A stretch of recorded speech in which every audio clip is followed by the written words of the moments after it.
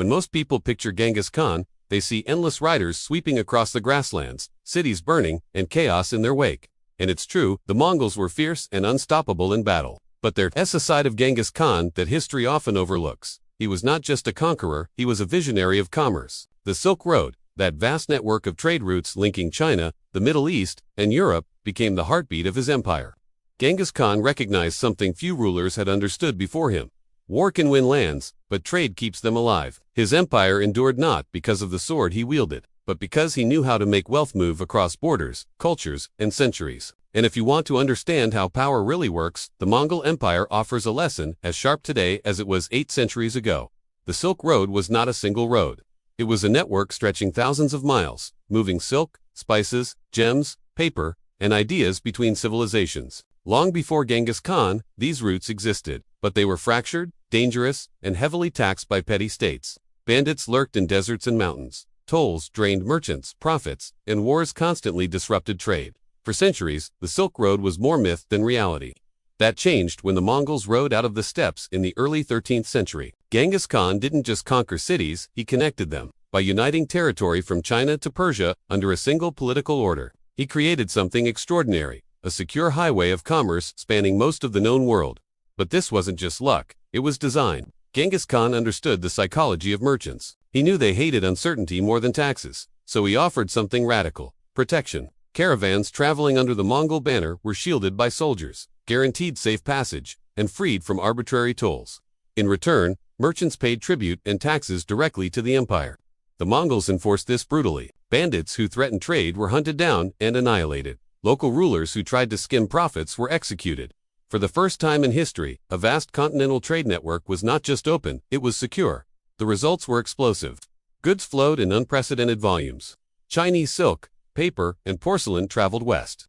Persian glassware, carpets, and silver moved east. Spices from India and Southeast Asia reached Europe. The Mongol Empire turned the Silk Road into the world's first true global marketplace, and wealth poured into the hands of the conquerors. Taxes on trade became a reliable stream of revenue, more stable than plunder. For Genghis Khan, this was revolutionary. War enriched him once, but trade enriched him forever. It's here we see the real genius. Genghis Khan wasn't just a destroyer. He was an economic strategist. He created what historians now call the Pax Mongolica, a century-long period of relative peace across Eurasia that made long-distance trade possible. A Venetian merchant could ride all the way to China under Mongol protection, something unimaginable before. Marco Polo's legendary journey only happened because the Mongols made the route safe. In a brutal paradox, the bloodiest warriors of the Middle Ages created the safest roads of the era. But trade was more than silk and spices, it was also money itself. The Mongols standardized weights and measures, encouraged the use of paper money, and built relay stations along the Silk Road where merchants could rest, exchange horses, and send messages quickly across thousands of miles. Information flowed faster, commerce became more predictable, and the empire thrived. This wasn't the random byproduct of conquest. It was financial engineering on an imperial scale. And yet, the Silk Road was not just the Mongols' strength, it was also their vulnerability. Because when you build an empire on trade, you're also exposed to the risks of globalization. Alongside silk and silver, the Silk Road carried something else: disease. In the 1340s, the Black Death spread along these same routes, devastating Europe, the Middle East, and Asia. The very network that made the Mongols rich also carried the plague that weakened their empire. It's a reminder that trade, like money, is never neutral. It can create wealth, but it can also transmit collapse. After Genghis Khan's death in 1227, many expected his empire to splinter into chaos. And politically, it did fragment into khanates ruled by his descendants. But economically, the vision he set in motion continued. His successors understood that plunder built empires, but trade sustained them. So the Mongols doubled down on the Silk Road, turning commerce into official state policy. One of the most striking things they did was create a network of relay stations, known as yam posts, spread across tens of thousands of miles. Every 20 or 30 miles, there were fresh horses, food, and shelter waiting for messengers and merchants. The Mongol courier system was so efficient that messages could travel hundreds of miles in a single day. Imagine that in the 13th century, a communication network faster than anything the world had ever seen. But these stations were not just about speed, they were about control. Merchants and travelers registered at each stop, allowing the empire to monitor movement, enforce security, and tax efficiently. It was the medieval version of a supply chain management system, backed not by software, but by Mongol steel.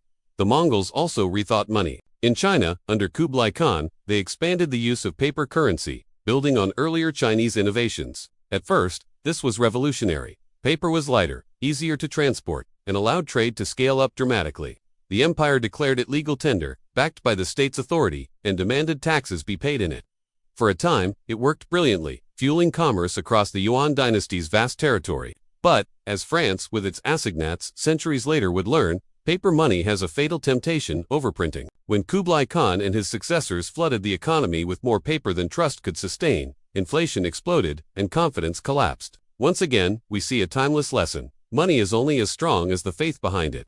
But while China experimented with paper, elsewhere in the empire, the Mongols showed a different kind of financial genius. They empowered minority merchant groups, like Muslims from Central Asia, to act as commercial intermediaries. These traders, known as ortog partnerships, were given capital, protection, and even tax exemptions in exchange for moving goods across the empire. It was a pragmatic move. The Mongols didn't trust the old aristocracies they had conquered, but they knew trade required skilled professionals. So they created a system where outsiders managed commerce under Mongol protection, ensuring loyalty while keeping wealth flowing upward. In effect, they outsourced capitalism centuries before the word existed. The Silk Road, under Mongol rule, wasn't just about goods and money. It was about power. Every caravan that passed through the empire paid tribute, tolls, or taxes. Every merchant was reminded that his prosperity depended on Mongol protection, and that protection was enforced with ruthless consistency. Banditry, once a constant danger, was almost eradicated. Chroniclers describe how a lone woman could walk across Mongolia with a sack of gold and not be harmed, not because the Mongols were saints, but because the punishment for theft was swift and absolute. The roads were safe because fear was efficient. This stability created an economic boom. Cities like Samarkand, Bukhara, and Karakoram flourished as hubs of trade. Markets exploded with diversity: Chinese silk beside Persian rugs, Venetian glass beside Indian spices. For the first time, Europe had direct access to the wonders of Asia, and Asia to the goods of Europe. Marco Polo, the Venetian merchant who traveled to Kublai Khan's court in the late 1200s, described a world of dazzling wealth and interconnected markets, one that Europeans could barely imagine before. Whether every detail of his story is true or not, his very journey shows how the Mongols made the Silk Road real. But like every empire, the Mongols' economic system contained the seeds of its own decline. Trade routes that bound the empire together also made it vulnerable. When the Black Death swept across Eurasia in the 1340s, carried by fleas on rats, riding caravans, and ships, it devastated populations from China to Europe. Historians estimate that as much as a third of Europe and similar proportions in parts of Asia perished. For the Mongols, whose legitimacy rested on guaranteeing the safety and prosperity of trade, the plague was catastrophic. The very arteries that had brought them wealth now spread collapse. Merchants stopped traveling, caravans halted, markets withered. Without trade, the glue holding the empire cracked. Yet even as the empire fragmented, the Silk Road legacy endured.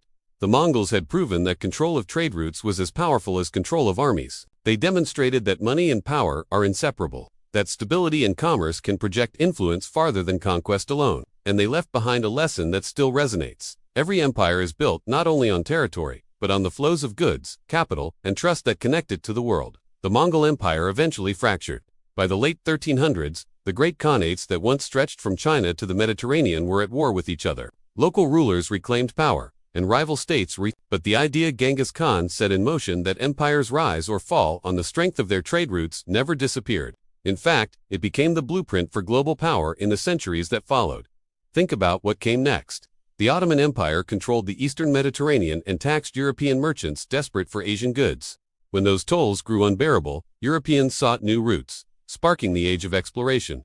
Columbus sailed west, not for glory, but for trade. Vasco da Gama sailed south around Africa for the same reason. The Mongols had shown Europe what was possible when East and West were connected. When their empire collapsed, Europeans didn't abandon the dream, they built ships to recreate it. In this sense, Genghis Khan's empire didn't end, it globalist, and the principles he used are still with us.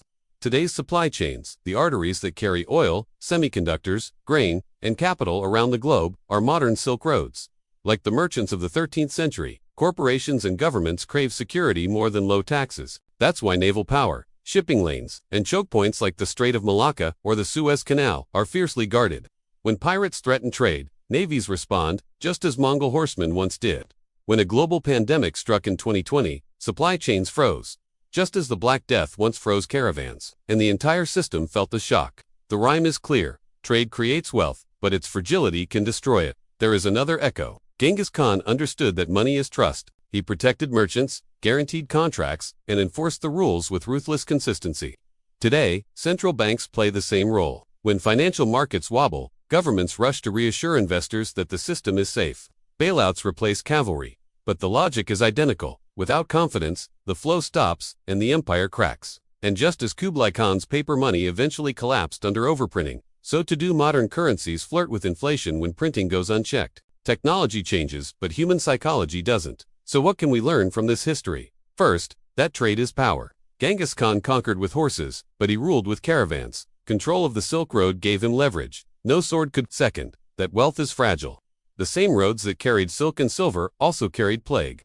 In our world, the same supply chains that deliver prosperity can also transmit crises, whether it's a pandemic, a financial meltdown, or a geopolitical blockade. Third, that real wealth lies in resilience. The people who survived the Mongol era weren't those chasing easy profits, but those who adapted, diversified, and understood that trust, once broken, is hard to rebuild. For you today, the lesson is simple but powerful. True financial literacy means asking yourself tough questions. If the systems I depend on suddenly stall, can I still stand firm? If inflation eats away at my savings, do I own anything that keeps its worth? If the economy falters, do I know how to move beyond its traps? History may not repeat itself, but it often echoes, and the echo of Genghis Khan's Silk Road teaches us this. Every empire, old or modern, stands on the unseen web of trade and trust that binds the world together. Break those threads, and even the strongest collapse. Understand them, and you uncover the true nature of power, both past and present. If this opened your eyes to a new way of thinking, subscribe. Because history holds the answers, and here at The Financial Historian, I'll help you find them.